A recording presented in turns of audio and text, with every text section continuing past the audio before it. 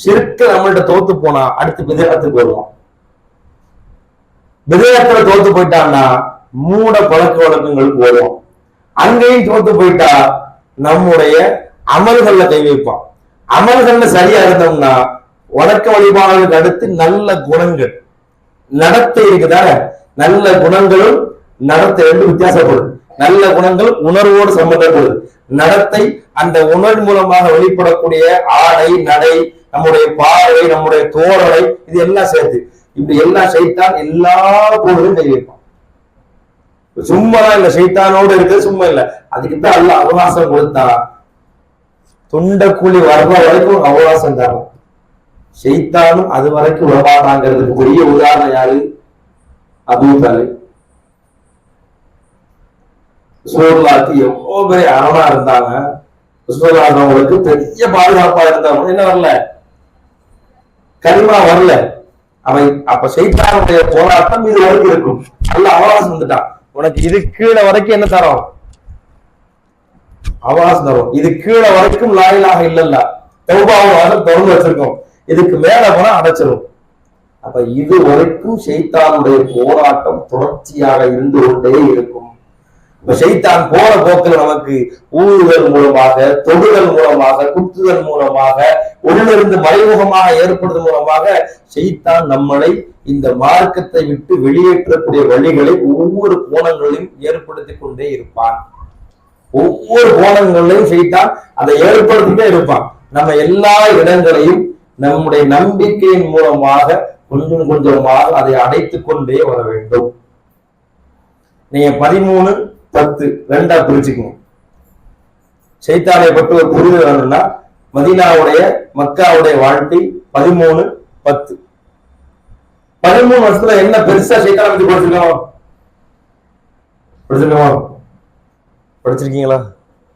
படிச்சிருக்கமான இல்லைன்றீங்க, படிச்சிருக்கீங்களா?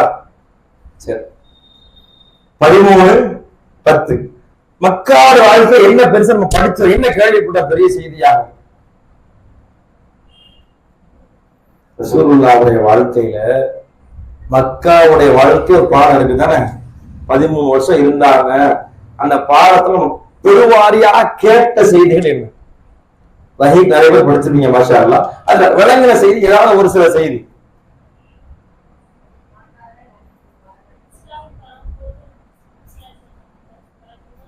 மாஷா அல்லாஹ். பல துன்பங்கள். அப்ப கட்டங்கள் எப்படி பிரியுதுன்னா அல்லாஹ்வை பற்றியான அழைப்பு செய்திகள், மார்க்கத்தை பற்றியான செய்திகள் ஒவ்வொரு புறமா ரசூலுல்லாஹ்க்கு அல்லாஹ் சொல்றான். அது நிறைய கஷ்டங்கள் ஏற்படும். அது என்ன செய்யறாங்க, மக்களுக்கு எப்படியான செய்தியை கொண்டு போய் சேர்க்க வழியை நிறைய அதை கையாளுறாங்க. அந்த வழிகள்ல மார்க்கத்தை பற்றி நிறைய செய்தி கையாளப்படுது. அதுக்கப்புறம் ஹிஜ்ரத் 13 முடிந்து ஹிஜ்ரத் எங்க வராங்க?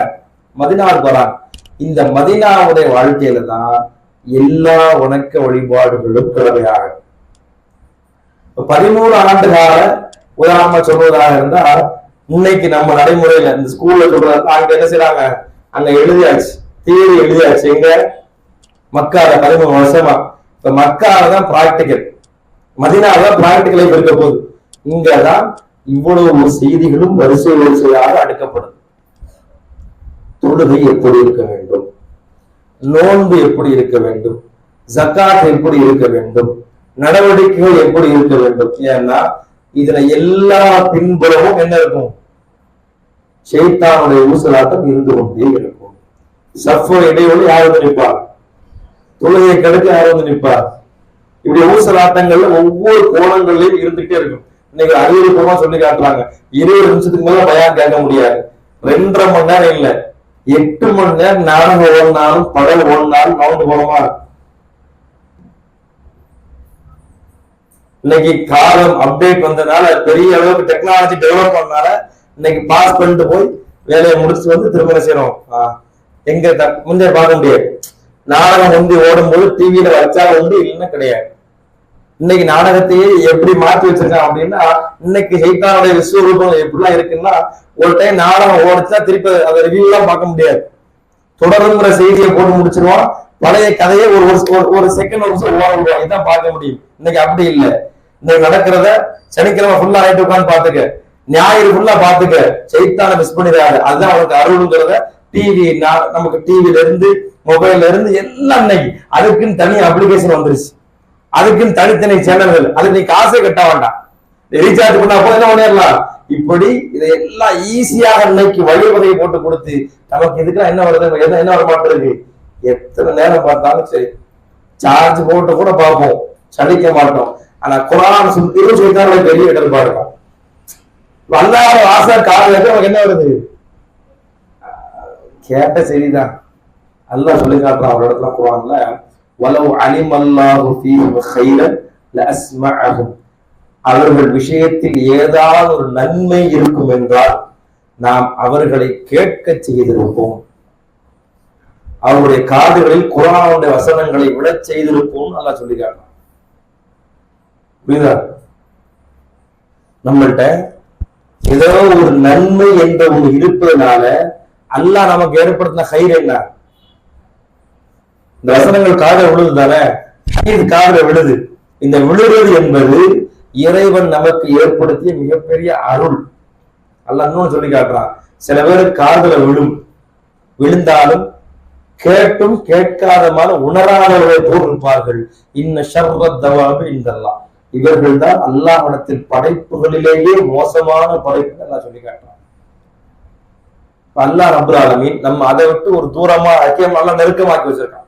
எந்த விஷயங்கள்ல, மார்க்கத்தை படிக்கக்கூடிய விஷயங்கள்ல இந்த விஷயம் எல்லாம் கிடைச்சிருக்காங்கன்னா நம்மகிட்ட அல்லாஹ் ஏதோ ஒரு செயல் நினைக்கிறான். அல்லாஹ் அவனோட பெரிய ஒரு செயல் எல்லாம் நாடு வச்சிருக்கான்னா அந்த செயல் நம்மள்கிட்ட தொடர்ச்சியாக இருப்பதற்கு நாம் தான் மிகப்பெரிய முயற்சி எடுக்கணும். அப்ப மதீனாவுடைய வாழ்க்கை நடத்துற மிகப்பெரிய பாடங்கள் வணக்க வழிபாடுகள், எல்லா நடத்தைகள், நன்மையான காரியங்கள் எல்லாவற்றிலும் பேசப்பட்டுச்சு.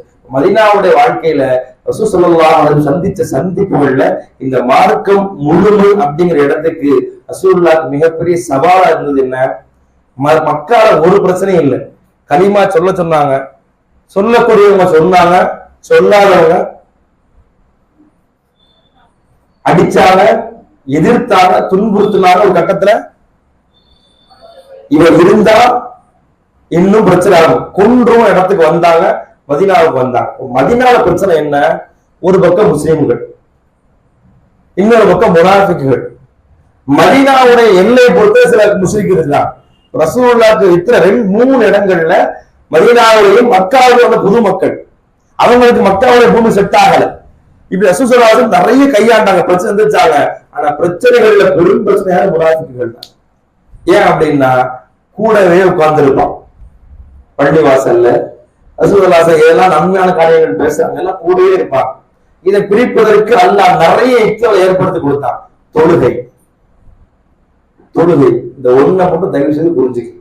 இன்னைக்கு நமக்கு இன்னைக்கு பெரிய சவால் இன்னைக்கு இதுதான், வணக்க வழிபாடு கொடுத்தான்.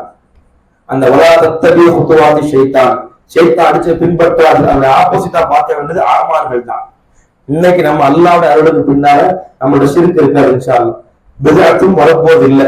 அல்லாஹ் கடைசி வரைக்கும் அப்படியே சக்கராத் காலத்து வரைக்கும் நம்முடைய கடைசி வார்த்தை கலிமாவோட எப்படி முதல் வார்த்தையை சொல்லும் போது உணராவிட்டாலும் வளர்ந்து வரும்போது தௌஹீதை புரிஞ்சவும், ஷிர்க் இல்லாத வாழ்க்கை, ஷிர்க்கினுடைய அந்த அந்த துரோகத்துக்கு கிடைக்கிற மிகப்பெரிய அந்த தண்டனை இன்னும் நிறைய படிச்சிருக்கும்.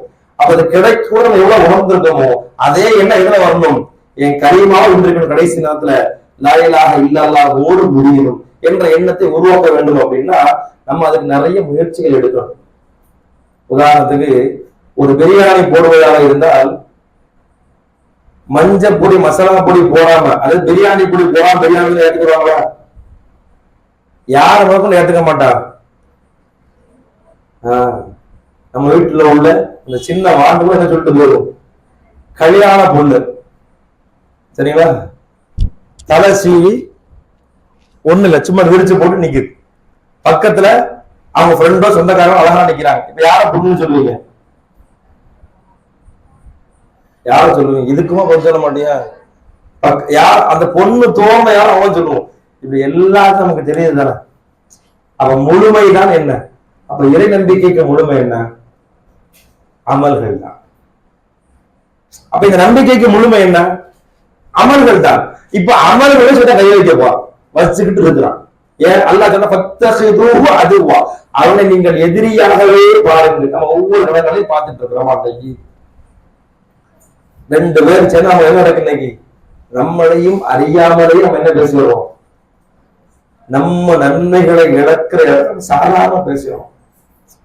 சொல்லி காட்டினாங்க, எனக்கு நரகம் எடுத்து காண்பிக்கப்பட்டது, நரகத்தில் நான் பெண்களை அதிகமாக கண்டேன். எதுக்கு சொன்னாங்க? அதிகமா புறம் பேசுறாங்க. உடனே சஹாபிய பெண்கள் கேட்ட அடுத்த கேள்வி என்ன? அல்லாஹ்வுடைய தூதரே, நாங்கள் இறைவனுக்கு மாறு செய்கிறோமா அப்படின்னு கேட்டாங்க. இறைவனுக்கு நீங்க மாறு செய்யல, நரகத்திற்கான செய்தியா சொல்லப்பட்டது என்ன? நீங்க அல்லாஹ் தான் இணைய வைக்கல, நீங்க ரப்புக்கு எதுவும் மாறு செய்யல. மார்க்கத்துடைய முழுமை இல்லை அப்படின்னா சொர்க்கத்துடைய உயர் பதவி கிடைக்காது. ஜன்னத்தில் ஃபிர்தௌஸ் ஆசைப்படுவது மட்டும் இல்லை, ஜன்னத் ஆசைப்பட செய்யணும், அதற்காக வேண்டி உழைக்கணும். இப்போ போத்தீஸ்ல ஒரு ட்ரெஸ் அப்படி இருக்குன்னா நம்ம ஆசைப்பட்டா எங்க போனாலும் கிடைக்கும், போத்தீஸுக்கு போனாலும் கிடைக்கும். வீட்டுல உட்கார்ந்து எனக்கு வரும்னா ஆசை எப்படி கடைசி வரைக்கும் எப்படி இருந்துரும், ஆசையாவே இருந்துரும். அப்படிதானே? இதுல வரலன்னா கூட்டு போகாத கணவரும் நிறைய பேசிடும். ஜன்னத்துல ஃபிர்தௌஸ் பேசும்போது எல்லாருக்கும் ஆசை இருக்கு. சொர்க்கத்தை பத்தி ஒரே ஒரு செய்தி தான், சொர்க்கத்துக்கு ஒரு மனுஷன் கடைசியில போவான், நரகத்துல இருந்து எடுக்கப்பட்டு ஹயாத்துங்க தண்ணியை முக்கி எல்லாம் அனுப்புவான் உள்ள. அந்த போகக்கூடிய மனுஷன் உள்ள சொர்க்கத்தை பார்ப்பான். அவன் கேட்பான் அல்லாட்ட, அத்தஸ்கரிய யாரப்பி, சொர்க்கத்தை பார்த்துட்டு இது என்னன்னு கேட்பான். அல்லாஹ் சொல்லுவான், இப்ப இது உனக்கு தான்பா அப்படிமா. அப்ப அல்லாஹ்ட்ட கேட்பான், அத்தஸ்கரிய வந்து என்ன நீ ஒண்ணு கிண்டல் கேலி பண்ணலே, அந்த அடி அல்லாஹ்ட்ட கேட்பான், என்ன நீ கேலி கிண்டல்லாம் பண்ணலே, என்ன பார்த்த உனக்கு எப்படி தெரியுது? இந்த வார்த்தை கேட்டான், கிண்டல் பண்றது, என்ன பார்த்த உனக்கு எப்படி தெரியுது? ஏன்னா அவனுக்கு தெரியும் நான் தான் ஒண்ணுமே செய்யலையேன்னு. அவன் பாப்பா இவ்வளவு பெரிய சொர்க்கமா, அதாவது 10 மடங்கு எல்லாம் கொடுப்பான் சொர்க்கத்தை. ஒரு சொர்க்கமே வாழ முடியும் அளவுக்கு இருக்கு, அதை கணக்கிட முடியாது, அவ்வளவு பெருசு. 10 மடங்கு கொடுப்பான். இது யாருக்கு? யாருக்கு? ஈமான் ஒட்டிட்டு இருந்தவங்களுக்கு. இறை நம்பிக்கை முழுமை என்ற பகுதி அவர்கிட்ட எப்படி இருந்திருக்கு, அந்த படிக்கிறமா அணுவளவுக்கு ஈமான், அணுவளவுக்கு ஈமான். அதான் அப்ப முழுமையில இருந்தா எப்படி இருக்கு வச்சுப்பாரு. கடைசி மனிதனுக்கு அல்லாஹ் தர்ற சிறப்பு எப்படி இருக்கு? வானம் பூமியில சொர்க்கம் 10 மடங்கு. அப்படி அல்லாஹ் யாருக்கு தர்றான்? அல்லாஹ் அப்படியே மலர்ந்து சொல்றான். இப்ப இந்த ஈமான்ல உள்ளவங்க தூக்குப்பா அப்படிமா, நரகத்துல போடப்பட்டவங்க அல்லாஹ் மலர்ந்து சொல்றது என்ன? இந்த யாருக்கெல்லாம் இறை நம்பிக்கை கொஞ்சம் இருந்துச்சோ, இணை வைப்பு இல்லாத இறை நம்பிக்கை, ஷிர்க் இல்லாத, குஃபூர் இல்லாத நம்பிக்கை யாரு இருக்குன்னு